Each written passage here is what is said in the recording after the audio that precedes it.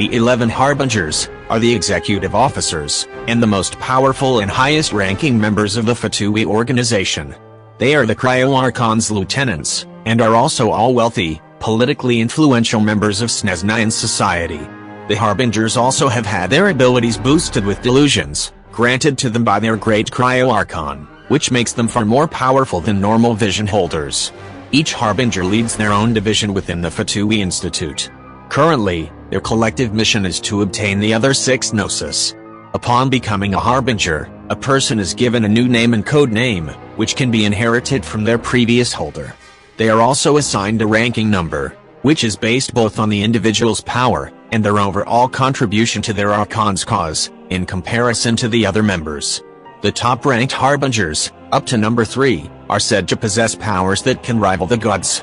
The Harbingers' titles are derived from the stock characters in a type of Italian comedy theater that uses masks to designate their character's role in the story.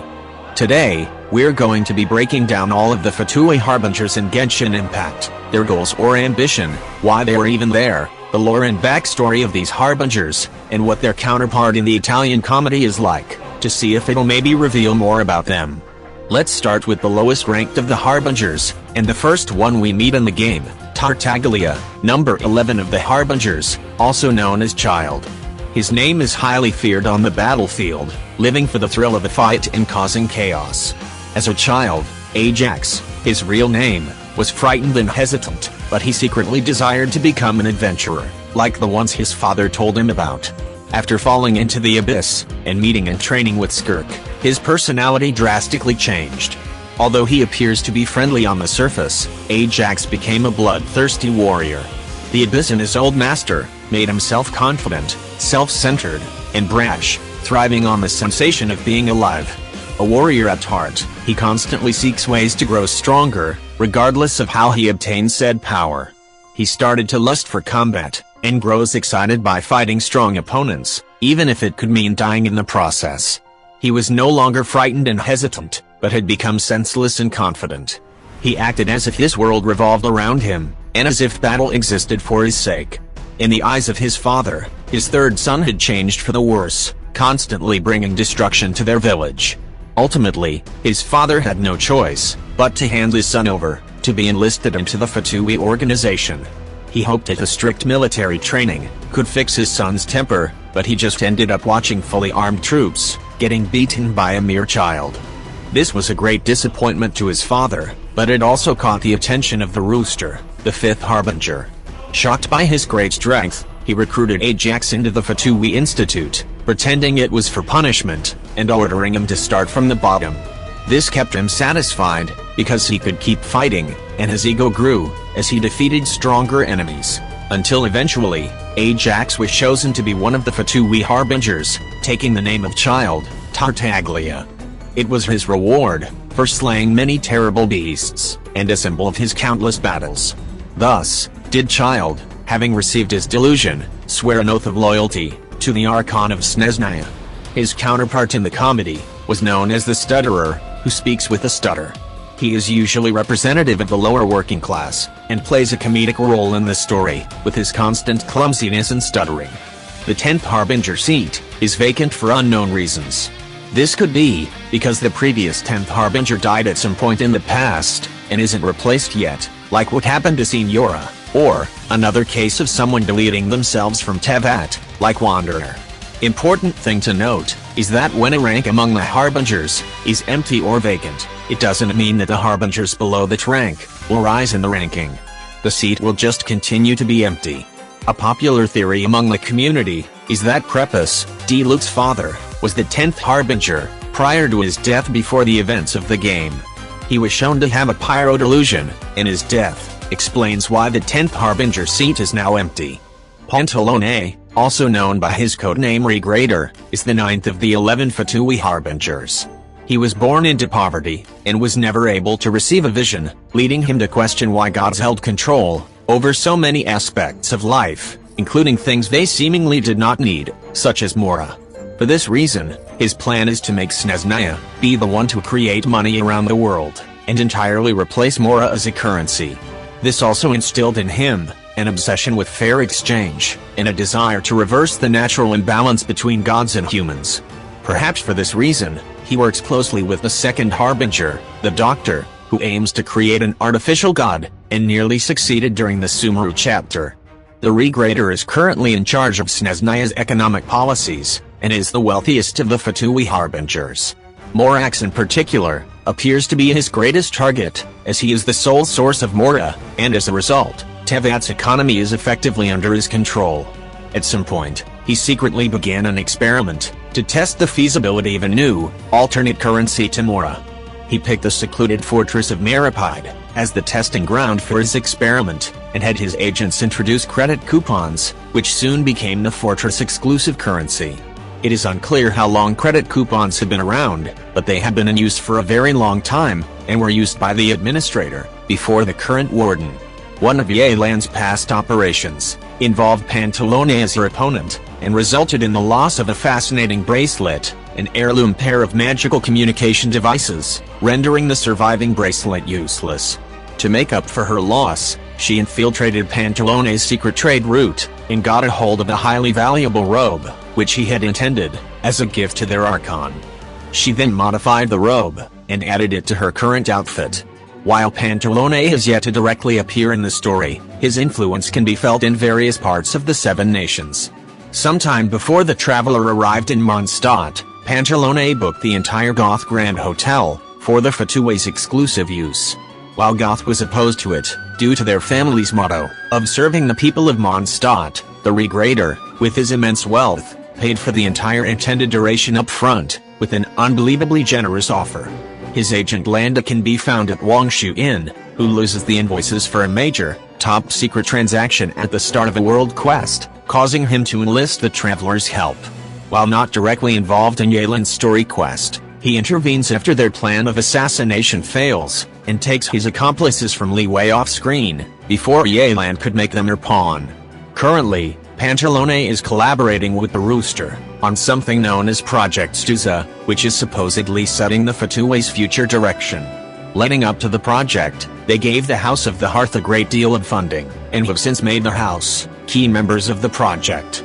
Tartaglia was also recalled to Snezhniya, to participate in the project. His counterpart in the Italian comedy is the merchant, who is greedy and uses his high social standing to push others around to interfere with their business. La Signora, also known as Rosaline, and by her codename the Fair Lady, was the 8th of the 11 Fatui Harbingers. She is the first Harbinger to appear in the game, when she ambushes Venti in the prologue. 500 years ago, before she became a Harbinger, Rosaline was an ordinary woman, who lived in Mondstadt. As a maiden, she loved to sing, and eventually fell in love with Rostam, a knight. She was accepted into Sumeru Academia, and shortly before she left for her studies, Rostam gave her a special hydro timepiece, to keep track of the amount of time she would be away. Suddenly, the cataclysm struck while she was in Sumeru. When she returned, she learned that Rostam had died in battle against the monsters. In her grief and rage, she decided to use her life's flame, to cleanse the world's crookedness, becoming the Crimson Witch of Flame. She was rumored to have abandoned her mortal body, and instead let liquid fire flow through herself, with an art that has now lost to history, burning her own face, and scarring her body in the process. Although she only burned monsters, she became feared by the people. Before she could be fully devoured by her own flames, the Jester found her, and decided to make her an ally.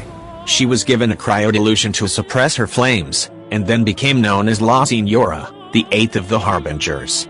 In the process, she willingly cast aside and forgot her past, possibly with the help of her delusion. Signora arrived in Mondstadt around the same time as the traveler's arrival, where she ordered her subordinates to steal the Holy Lyre. At the end of the prologue, although Traveler and Venti thought they were now safe, she suddenly appears, actually aiming to draw out Barbados himself, and with his return in the form of Venti, she could now achieve her true objective, taking the Animal Archon's Gnosis. In Liyue, Signora turns out to have a cooperation between Zhongli and the Tsaritsa. Satisfied with the proceedings, the Geo Archon handed over his Gnosis to Signora, as per his contract with the Cryo Archon.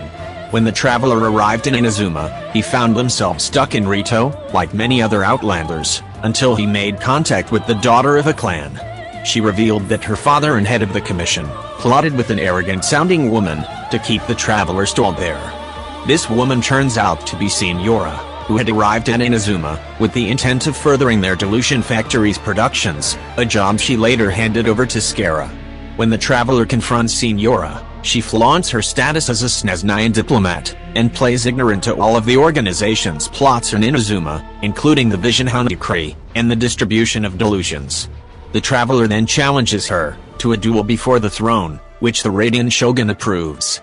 Confident in her ability to defeat the traveler, she accepts. During the duel, Signora finds her cryo-delusion too weak, and deactivates it, transforming into the Crimson Witch of Embers. Despite this, she loses the duel, and Raiden dissolves her body into ashes. After a while, in Sneznia, the remaining Harbingers arranged her burial, and remarked about her demise, with the fifth Harbinger decreeing that all the Fatui members shall halt their work for half a day to mourn her passing. Her counterpart in the Italian comedy is the lady, who is typically tough, beautiful, and calculating. She is also proud, and enjoys mocking others. Sandrone, also known by her codename Marionette, is the seventh of the 11 Fatui Harbingers.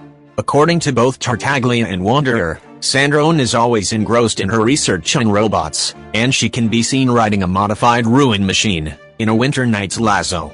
She has a terrible personality, and always glares daggers at Tartaglia whenever they meet, causing the latter to wonder if he previously offended her somehow. During Signora's funeral, Sandrone calls the rooster, the regrader, and the nibs banter laughable, and when the other Harbingers pay their respects at Signora's coffin, by closing their eyes, Sandrone notably does not. It is highly implied that she is the Harbinger who took an interest in Moisol Lombroso's work and his creation, Curve. It was created around 30 years ago as a lie-detecting machine, with the more ambitious goal of creating a thinking machine. Sandrone's appearance bears a striking resemblance to Catherine, the Sneznian bionic puppet, and the receptionist of all branches of the Adventurers Guild. Considering Sandrone's high interest in robots, it is highly likely that the Catherines are creations of Sandrone, which she based their form on her own appearance. Her counterpart in the comedy is the peasant, who is a peasant that is boorish, but clever and cunning. He is seen as the spokesman of the humble people who are ill-treated, eternally hungry, and always using tricks to get what they desire. Scaramouche, also known as the Balladeer, was the sixth of the 11 Fatui Harbingers. After the Cataclysm, the Radiant Shogun created a puppet as a proof of concept to see if she could escape erosion, with Scaramouche being one of them. She had wished to use him to store her gnosis, but it had cried upon its creation, causing the Electro Archon to think that he'd be too gentle for the task. Taking pity on him, she decided to seal his powers and leave him in a slumber in the Narukami Shrine. Later on, the puppet came to believe that she had deemed him a failure, and for that, abandoned him. Eventually, he was discovered and freed by an inspector, Mikoshi. They then referred to him as the Kabuki Mono, as he had no name at the time. He grew close to them, but after a misunderstanding, he fled Inazuma. The puppet assumed they were consumed by fear, and thought he was an abomination, but he would eventually learn what really happened. At some point after that, he befriended a young boy with an illness. The boy made a promise to live together with him as a family, but later died, breaking his promise. He considered this his life's third and final betrayal, and he began wandering across Inazuma. The puppet was then found by the Jester, who persuaded him to join the Fatui organization, and take his place at the banquet against the Divine. Intrigued by the Jester's words, he joined their ranks, and had his innate power, as an Archon's creation unlocked, in exchange for becoming a subject of the Doctor's research and experiments. In the following century, he would lead an expedition to the Abyss, for orders of the Cryo-Archon. After a series of injuries, repairs, and enhancements, the puppet would eventually finish his expedition, and bring the result back to Sneznia, gaining the position of the Balladeer, and the sixth of the 11 Fatui Harbingers. He would eventually be present when the Jester appointed Arlecchino as a Harbinger replacement for Crucibina.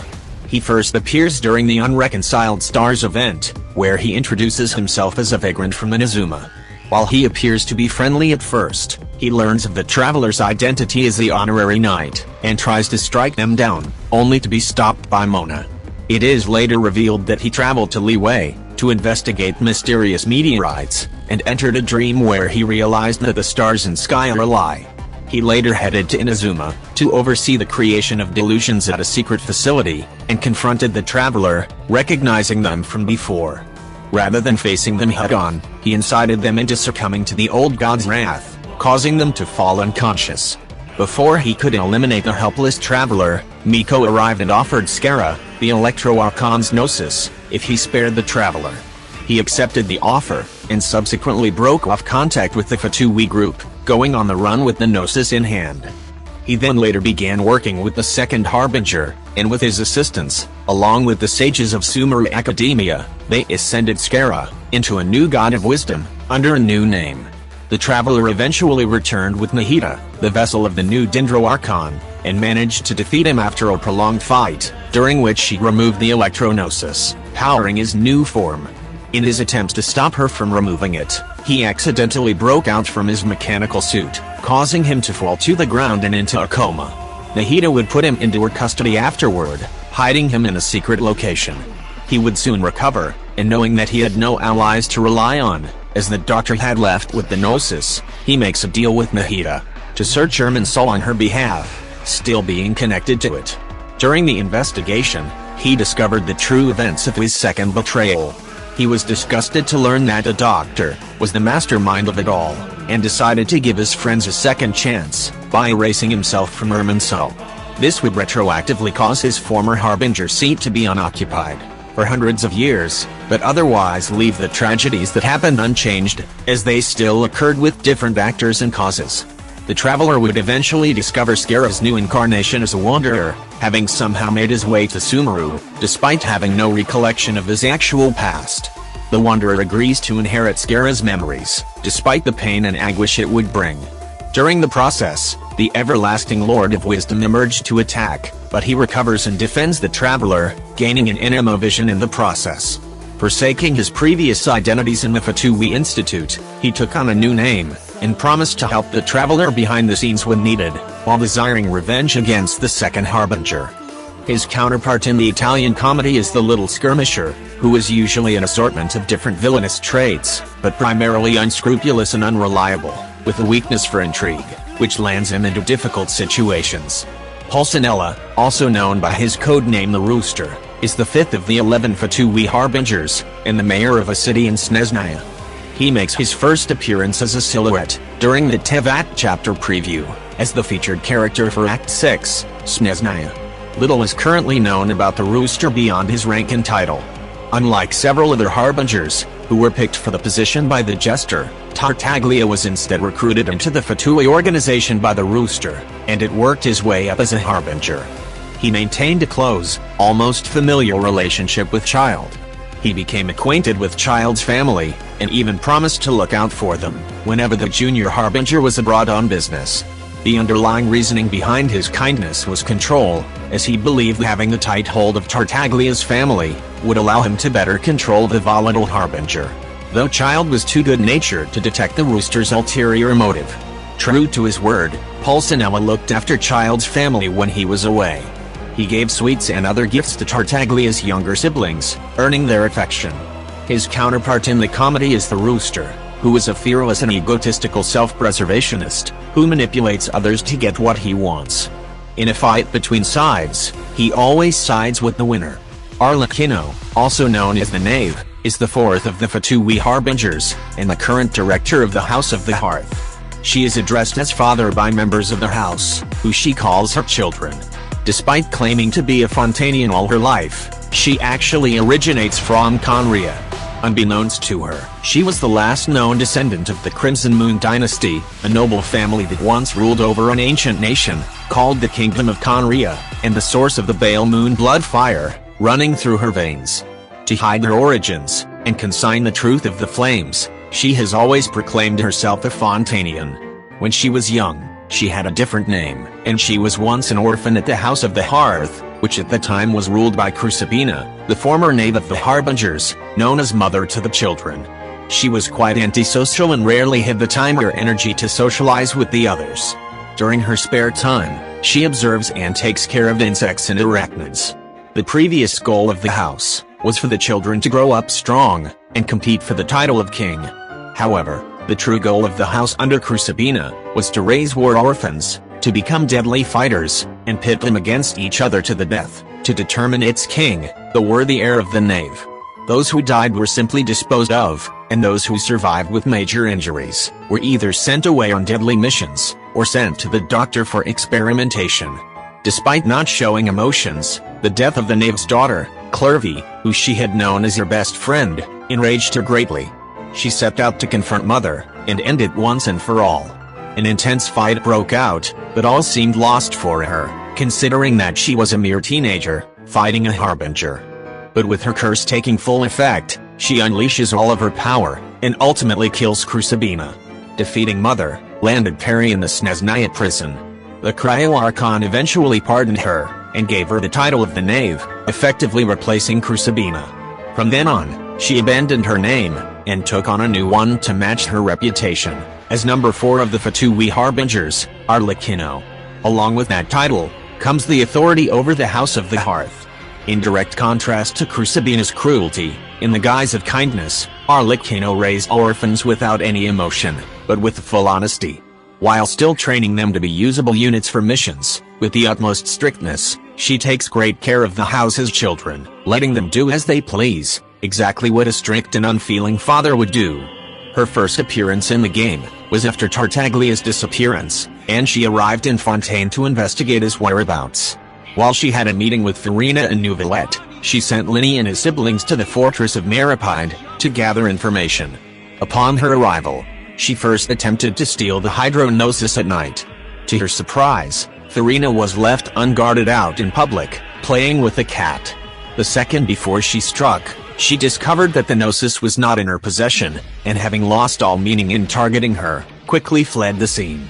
From the encounter, she began to suspect Farina to not be the true Archon, rather, she was a human under some sort of curse. She then resorted to diplomatic pressure, where she arranged for personal meetings with the Chief Justice, which ended with the Traveler going to the fortress, and being the one to investigate the child's whereabouts in her stead.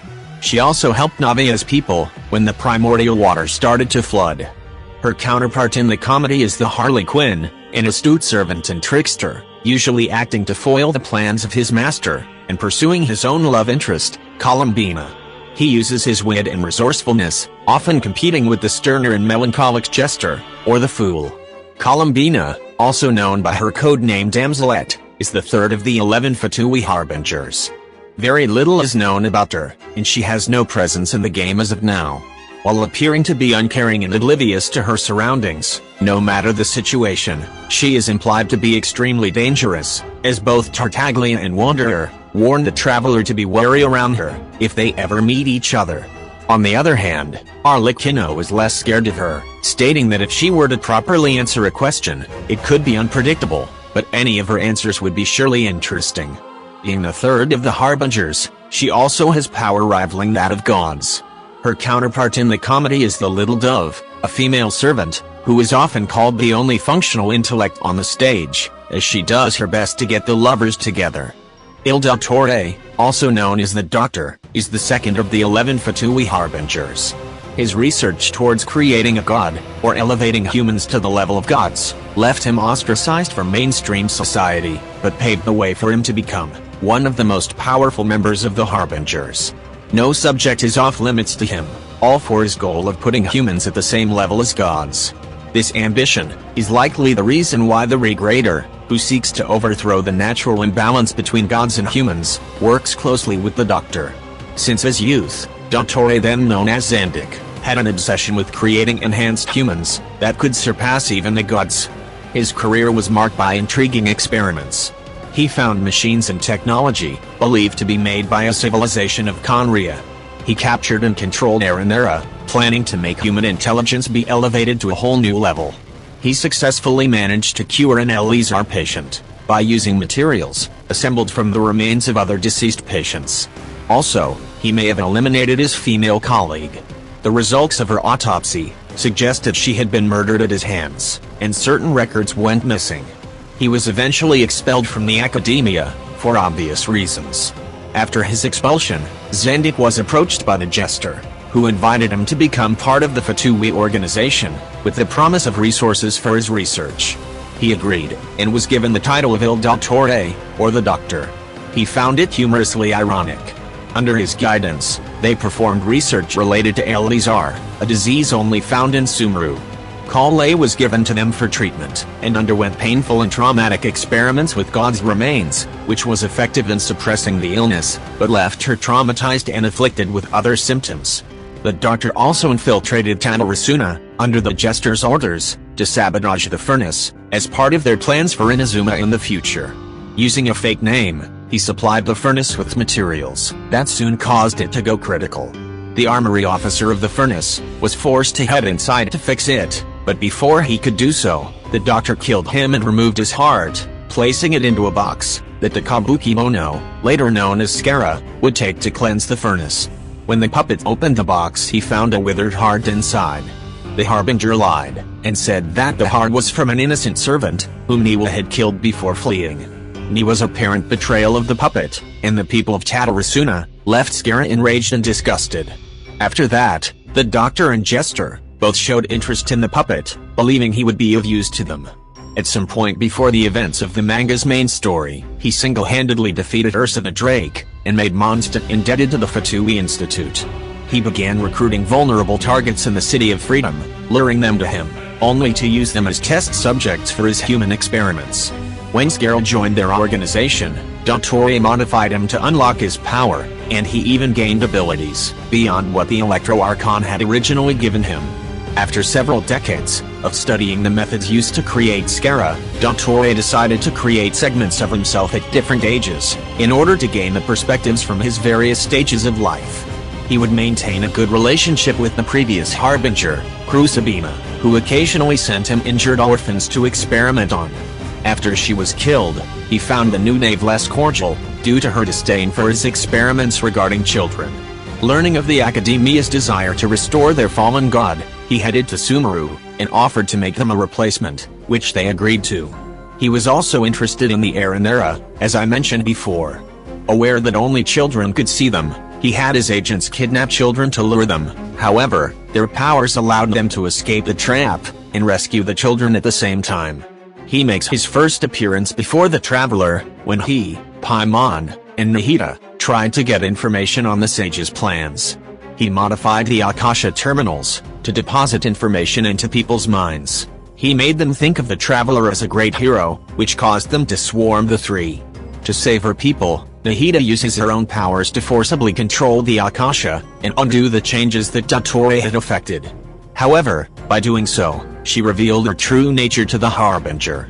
Although she manages to escape from the Doctor, he eventually succeeds in trapping the Dendro Archon's consciousness.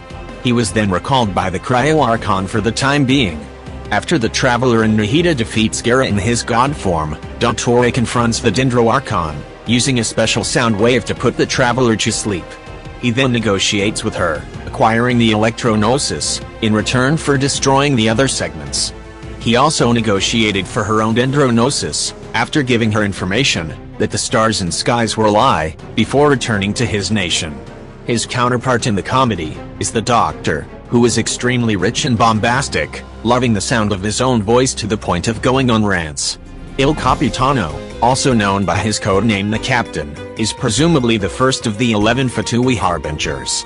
He is currently in Natlan, where he has thrown his hat into the nation's endless ring of war. Capitano enjoys a high reputation amongst the Fatui Institute, with Victor stating that if he had the choice, he would rather work under him. He is also extremely powerful, though he uses his power with responsibility. Wanderer, however, views such attributes negatively, and points out that holding absolute righteousness is a potential hazard. During Varka's expedition, when Mika was accompanying them, the knights accidentally ran into several Fatui scouts, resulting in a tense situation, where the captain was eventually alerted of the situation, alongside Varka. The two eventually met, and agreed to peacefully depart, with Varka stating that he would have loved to duel him, under different circumstances. During the event of Ballads and Brews, Varka's letter to the Knights of Favonius revealed that he and his expedition encountered Il Capitano again. Despite the organization's previous transgressions against Mondstadt during the events of the prologue, The two sides remained friendly to each other, and some of the captain's actions actually helped the expedition. At the time Varka wrote his letter, Capitano had just left for Natlan. His counterpart in the comedy is the captain, who is a braggart who weaves tall tales about himself, often only managing to convince people who knew nothing about him beforehand. He is cowardly, greedy, and opportunistic, with little loyalty shown to any side. Pierro, also known by his code name the Jester, is the director of the Fatui Institute, and the very first member, as well as a Harbinger of the organization. He has personally recruited several Harbingers, including the Doctor, Scaramouche, and Signora. Before the Cataclysm, the Jester was a royal mage of Conria, and lived with the Traveler's sibling for a time. He failed to gain favor with Conria's ruler, due to being less capable than the country's sages, and could not stop them from doing something that tore away the veil of sin. This brought divine wrath and destruction to the nation, and he was presumably among the pure-blooded people of Conria, cursed with immortality. For this reason, he became resentful of the foundational principles of this world, and joined the Cryo-Archon's cause, establishing the Fatui organization, and becoming the first Harbinger. During the event of Unreconciled Stars, while the Jester does not make a personal appearance, he is responsible for sending Scaramouche to Leeway. While investigating the meteor, the puppet makes a discovery. The stars, the sky, it's all a gigantic lie. Believing that the Jester had foreseen the meteorite showers, and the discovery he would make, Scar leaves, presumably to confront the senior Harbinger. It is currently assumed that the Jester is the first Lord Harbinger, mentioned in Baranka's orders, a naval intelligence of the Institute, who planned the Fatui's involvement in Inazuma. To prolong the war, create a demand for delusions, and secure their supply to create more delusions, the Jester sent Nathan to infiltrate the Watatsumi army, sabotage their efforts, and create chaos. After the Fatui's actions were exposed, the Jester had an order sent to withdraw from Inazuma, and bring back the few shogunate traitors to him, as test subjects for an unknown experiment. His counterpart in the Italian comedy is the Fool, who is a sad clown, that regularly gets made fun of by the others. He pines for the love of Columbina, who usually breaks his heart, and leaves him for Arlecchino. With that is every Fatui Harbinger we know, in Genshin Impact, as of right now. I know some of them lack information like Sandrone and Capitano, but it's because they just haven't appeared yet. Who knows, there might be more Harbingers that will be revealed in the future, the Traveler might even join them at some point. But for now, which Harbinger is your favorite, and what do you guys think about them? I'd love to hear your thoughts in the comments. Thank you all so much for watching. Give a like if you ended up enjoying this video, and subscribe to be notified of my future videos. Bye.